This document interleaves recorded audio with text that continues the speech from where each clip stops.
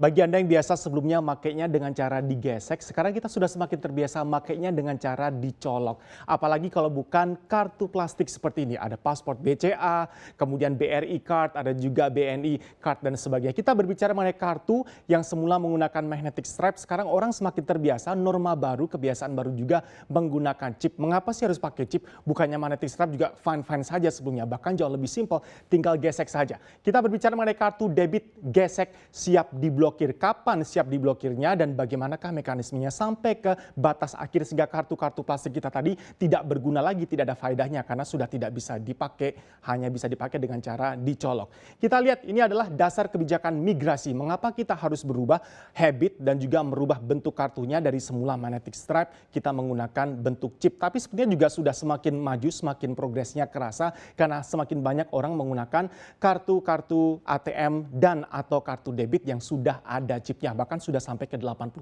Jadi sepertinya tidak akan ada permasalahan yang berarti ya kalau kita berbicara mengenai migrasi dari sebelumnya digesek menjadi dicolok. Ini dasar kebijakannya berdasarkan surat edaran BI nomor 1752 DKSP. Bahkan ini sudah jauh-jauh tahun dari 2015 sudah mulai disosialisasikan, mulai biasakan nanti ada peralihan, persiapkan ada peralihan dari magnetik menuju ke kartu-kartu yang ada chipnya di sana. Ini sebagai bagian dari implementasi standar nasional teknologi chip. Jadi mengacu pada progres dan juga update kemajuan teknologi penggunaan kartu-kartu plastik untuk transaksi keuangan perbankan ini di dunia, Indonesia pun tidak ketinggalan sudah mulai melakukan migrasi ke adopsi teknologi yang lebih maju lagi.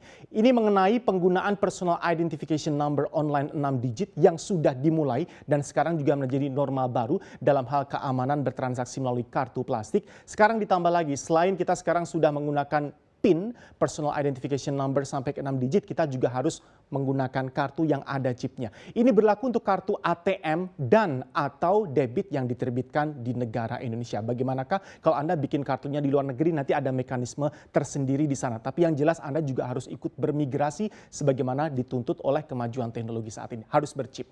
Next, ini kita lihat keunggulan kartu chip apa saja, mengapa kita harus pakai kartu yang ada chipnya. Kita tahu magnetic stripe ini resikonya sangat besar. Ada data-data Anda yang secara risk factor ya, secara faktor resiko lebih mudah dibobol. Kita tahu ada istilah pembobolan rekening melalui ATM, kemudian pembobolan rekening melalui penyalahgunaan kartu ATM dan debit dan sebagainya. Kita sebut dengan skimming transaction atau transaksi skim. Di situ ada alat yang dinamakan skimmer. Ini digunakan oleh para penjahat-penjahat dan biasanya penjahatnya sudah terorganisir. Hati-hati selalu ketika Anda menggunakan mesin ATM karena biasanya di sana alat skimmer dipasang.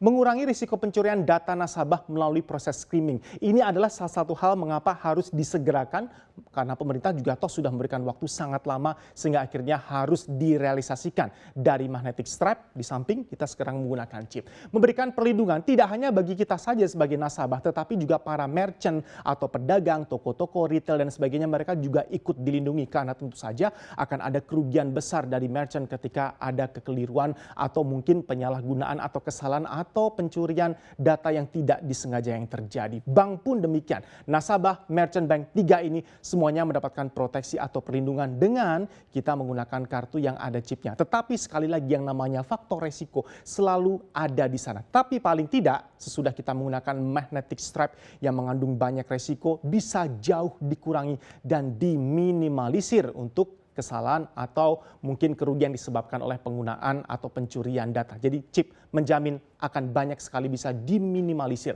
potensi resiko tadi.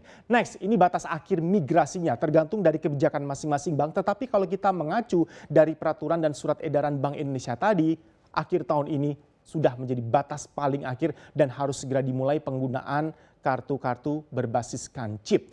Kewajiban penggunaan teknologi chip ini paling lambat kalau kita berbicara surat edaran dari Bank Indonesia 31 Desember 2021. Jadi 31 Desember 2021 selambat-lambatnya ya untuk seluruh kartu ATM, kemudian debit, terminal ATM, terminal ADC dan juga sarana pemrosesan semuanya menggunakan kartu yang ada chipnya. Jadi di 2022 tidak ada alasan lagi kita bisa dan masih bisa menggunakan kartu pakai magnetic stripe.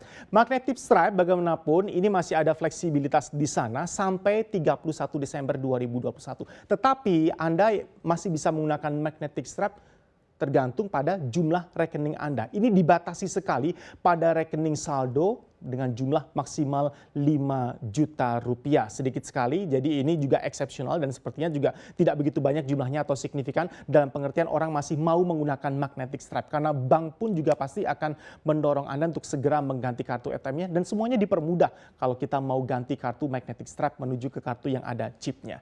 Next, kita lihat ini adalah persiapan dan kesiapan migrasi. Ini sebagai contoh saja bank-bank besar yang sudah melakukan persiapan dan kesiapan migrasi. Seberapa siap mereka? Kita tahu bank paling besar di Indonesia, ini juga semuanya deretan bank-bank gede di Indonesia. Bank BRI sudah sampai 81,06% total kartu mereka yang sudah migrasi atau pindah ke chip. Ini sosialisasi masih terus dilakukan mengingat jumlahnya juga sangat besar untuk keberadaan cabang-cabang dari BRI. Kemudian BNI, implementasi migrasi ke chipnya sudah 80%. Jadi which is semua bank ini memang sudah hampir dekat ke 100% ya, tinggal harus segera dikejar. Batas waktu migrasi chip untuk BNI di 30 April 2021. Kemudian untuk BCA akan mengikuti arahan batas waktu dari BI yaitu di 31 Desember 2021.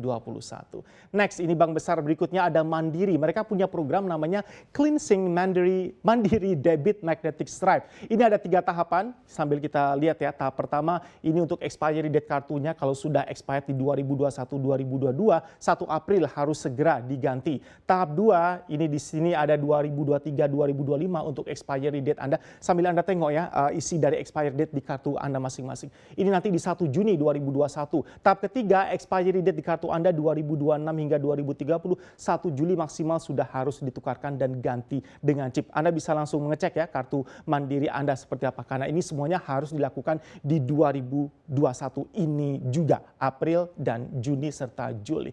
Next, ini sebagai gambaran untuk Anda seberapa jauh pandemi sepanjang 2020 sudah mempengaruhi juga tren penggunaan dari kartu debit dan juga kartu kredit. Ini dari jumlah volumenya, kita bagi menjadi transaksi dan juga nominalnya. Volume transaksi untuk kartu debit 2009 ada di 7.026,96 miliar transaksi. Kemudian 2020 langsung turun angkanya di 6.658,53 miliar. Berikutnya bisa Anda lihat sendiri, ini langsung menunjukkan nominalnya bahwa terjadi penurunan tidak begitu significant drop, tetapi sudah ada penurunan yang tajam antara 2019 di masa pandemi 2020 sudah berubah angkanya. Ini dalam triliun rupiah dan juga transaksi serta triliun untuk kartu debit dan juga kartu kredit. Ada temuan menarik juga ternyata dengan hadirnya M-Banking, digital banking, kemudian platform-platform pembayaran secara digital juga sudah membuat orang perlahan bergeser habitnya dari semula menggunakan alat pembayaran melalui kartu atau APMK, mereka lebih mudah lebih banyak menggunakan M-Banking, mobile banking,